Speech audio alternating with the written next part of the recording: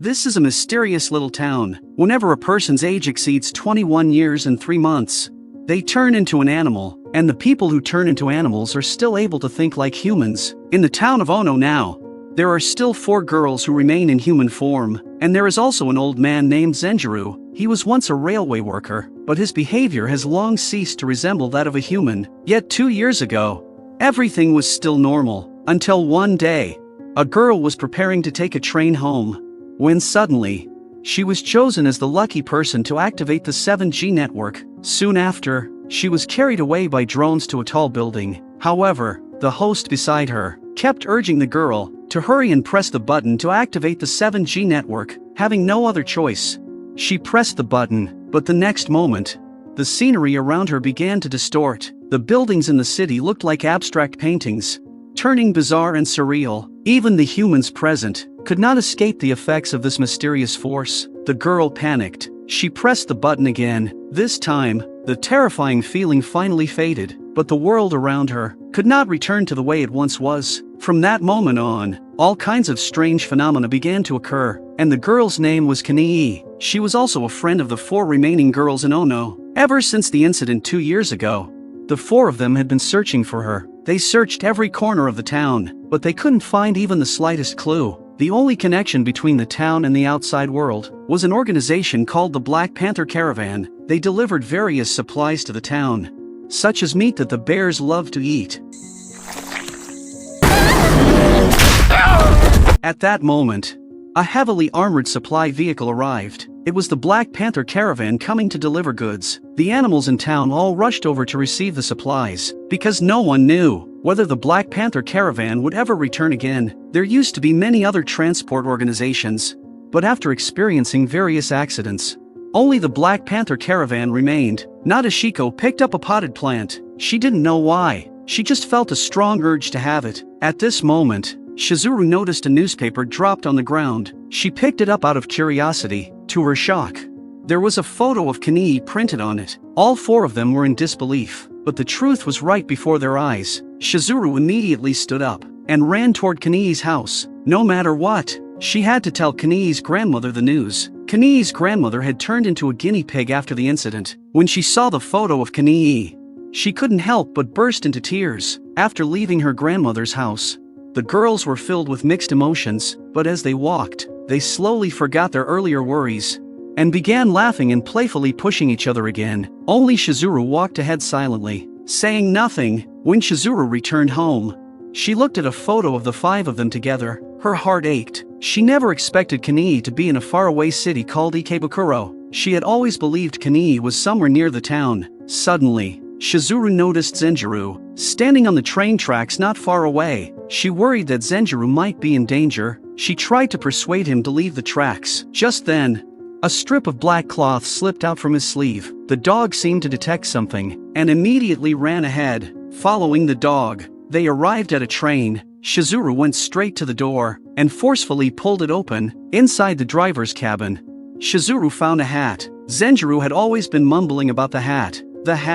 So Shizuru placed the hat on his head. The next moment, he transformed into his younger self. He began angrily muttering about the 7G network incident. Shizuru was stunned. She never imagined Zenjiro was also connected to that event. But Zenjiro continued speaking to himself, completely absorbed in his memories. Suddenly, the hat slipped off his head. In the blink of an eye, he returned to his senile state again. Shizuru quickly put the hat back on him, but this time, he could no longer return to his younger self. The next day, Shizuru finally unraveled the mystery of the hat. When Zenjiro wore the hat, he would become young again and regain his sanity. Under Zenjiro's guidance, she quickly learned how to drive the train, but just as Zenjiro was about to say more, he suddenly reverted back to his senile state again. It turned out that after Zenjiro wore the hat, he only had 5 minutes of clear consciousness each day. As Shizuru started the train, the other 3 girls arrived as well. Without saying a word, they jumped onto the train. They scolded Shizuru for trying to leave by herself. And so, the 4 girls boarded the train and successfully left the town. They had finally stepped into the outside world for the first time since the 7G network incident. Unlike the optimistic Raimi, Akira did not feel hopeful about the journey, because ever since the 7G incident, distances in the world had become stretched. A trip that used to take just over an hour might now require a month, or even longer, to reach. The distance from their town to Ikebukuro used to be only 30 stops, but the warped space made it unbelievably far, and as space twisted, the railway formed countless sharp turns. Shizuru didn't dare relax for even a moment. She focused all her attention on the train's control lever, but eventually, Shizuru successfully guided the train to safety. The thrilling experience left the girls still shaken, but soon after, they began laughing and teasing one another again. In that cheerful atmosphere, the train entered a dense fog. The dog seemed to sense something. It leaned against the window and barked continuously. Shizuru brought the train to a stop, and everyone looked outside together, but the fog was far too thick. They couldn't see anything. Suddenly, they seemed to see something approaching them. When the object got close, they realized it was just a small duck-shaped boat. There was also an adult man riding in the boat. It turned out the man had followed the Takasagawa River all the way here. During the journey, he had made many observations and records, mainly because he hadn't seen any humans in a long time. Hearing the sound of the train, he came to check it out. When he learned that their destination was Ikebukuro, he told them that he himself had come from Ikebukuro. Hearing this, Shizuru excitedly jumped off the train. She wanted to ask the man more about Ikebukuro, but to their surprise, the man told them that everything outside the Ikebukuro railway line had disappeared, although he did not witness it with his own eyes.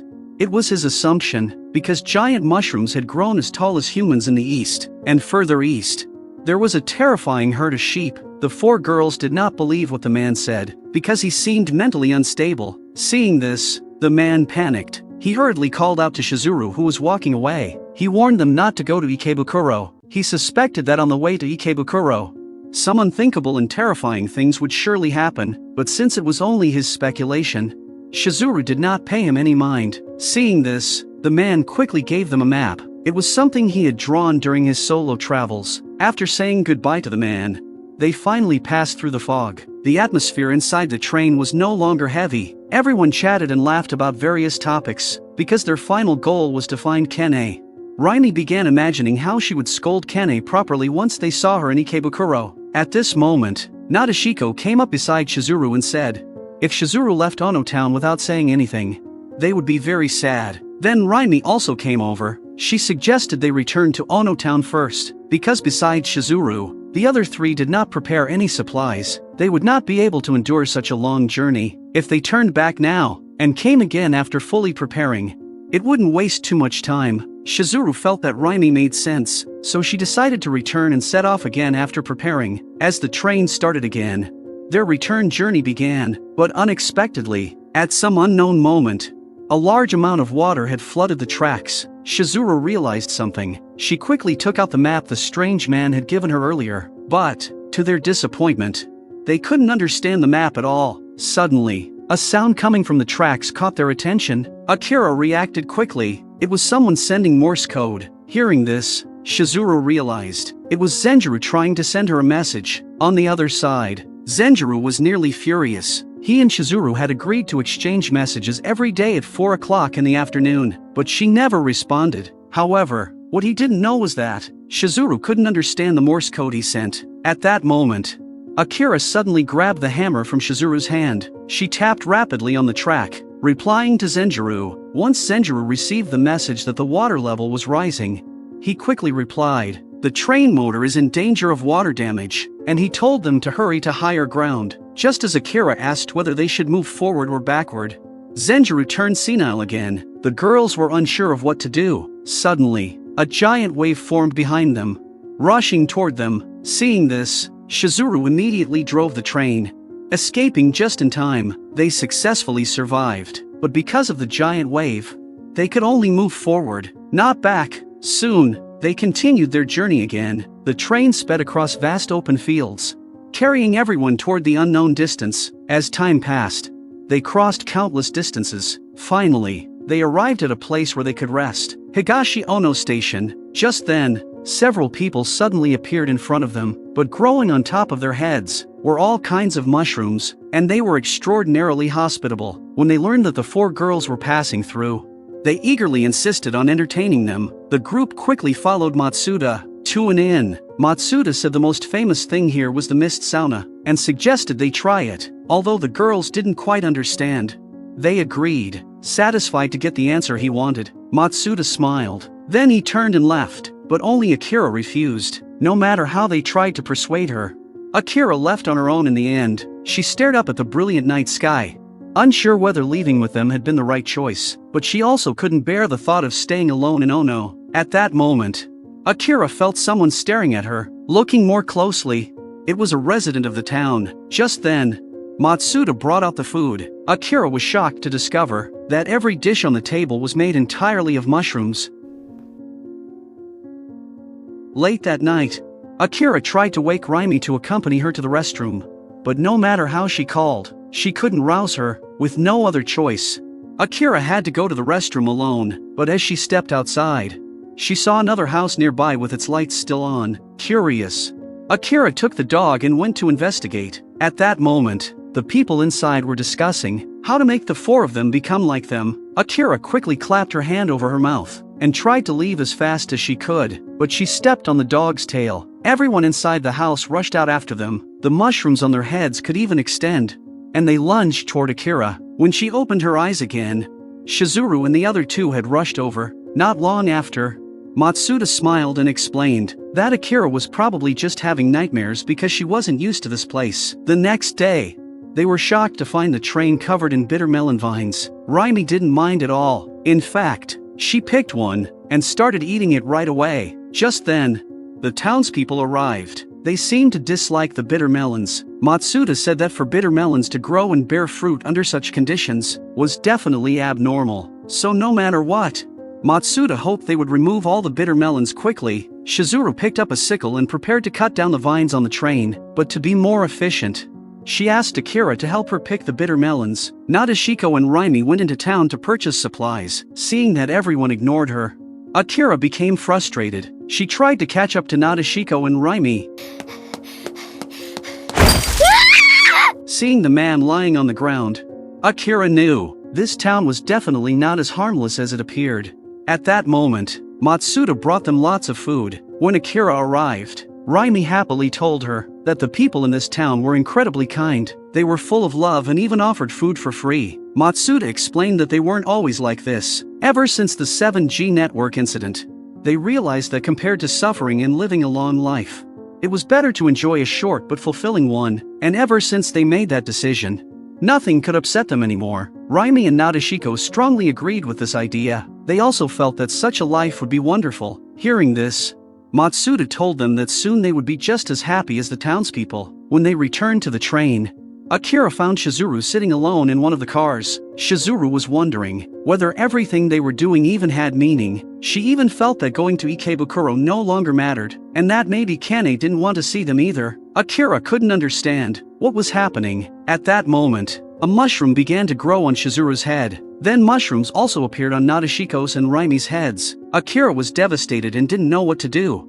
Meanwhile, all the townspeople began walking toward the train. Just then, her hand touched a bitter melon. She immediately remembered how the townspeople hated them. Akira grabbed one and waved it in front of herself. The townspeople instantly stepped back, but even if it worked, there were simply too many of them. They continued closing in on Akira, trying to convince her that, if she became a mushroom, she would have no more worries. Akira found an opening and ran into the train, locking the door behind her. But to her shock, her three closest friends were now just like everyone outside. They tried to brainwash her too. Akira took out the photo of Kane and Shizuru, but Shizuru no longer recognized Kane. Akira panicked. She tried to pull the mushroom off Shizuru's head, but it wouldn't budge. But Akira didn't know that the photo was slowly triggering Shizuru's memories. Her memories with Kane began resurfacing in her mind. Then Shizuru tore the mushroom off herself. After regaining her senses, they quickly removed the mushrooms from Nadeshiko and Raimi, but this made the townspeople go even more mad. They shook the train violently. Shizuru tied several bitter melons around herself and rushed out. The townspeople panicked and scattered. Then Shizuru grabbed Matsuda and tried to pull the mushroom off her head, but to her surprise, the once gentle Matsuda seemed like a completely different person. It turned out they were all willingly parasitized by the mushrooms. Rather than living painfully for decades in a world with no future, they preferred to become happy mushrooms and die within a year or two. To them, that was a better choice. The truth was finally revealed. They set off on their journey once again. They didn't know what the future would be, but they knew their purpose clearly. They were going to find their dear friend,